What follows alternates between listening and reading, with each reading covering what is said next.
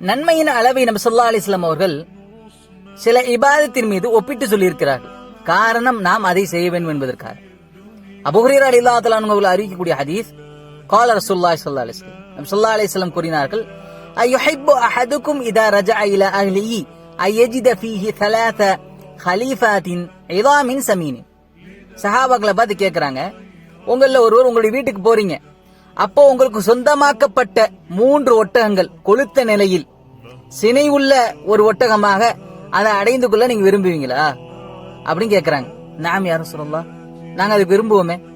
அப்ப நபி ஸல்லல்லாஹு சொல்றாங்க, ஃபஸலாத்து ஆயாத்தின் யக்ரா பிஹின்ன அஹதுக்கும் ஃபீ ஸலாத்திஹி, யார் ஒருவர் உங்களுடைய தொழுகையில் 3 வசனத்தை ஓதுகிறாரோ, 3 வசனம், அது எந்த வசனமா இருக்கட்டும், ஓதுகிறாரோ, ஹைருன் லஹு மின் ஸலாத்தி ஹலீஃபாத்தின் இலாமின் சமீனி, 3 சினையுள்ள அந்த கொளுத்த ஒட்டகம் கிடைப்பதை விட அது சிறந்தது அப்படின்னு சொல்ல காரணம் என்ன? அந்த நல்லமலுடைய அளவை நாம் புரிந்து கொள்ள வேண்டும். ஒரு 3 வசனங்கள் சர்வசாதாரணம் அப்படின்னு நினைச்சிடாம அதனுடைய மதிப்பை நாம் உணர வேண்டும். அந்த நல்லமல்கள் மீது ஆர்வம் கொள்ள வேண்டும் என்பதற்காக நபி ஸல்லல்லாஹு அலைஹி வஸல்லம் அவர்கள் நமக்கு நன்மையினுடைய அளவை இப்படியும் நமக்கு சுட்டிக்காட்டி இருக்கிறார்கள்.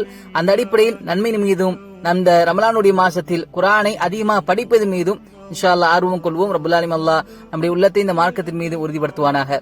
அஸ்ஸலாமு அலைக்கும் வரஹ்மத்துல்லாஹி வபரகாத்துஹு. யாசிர் இப்னு சுலைமான் சேட்.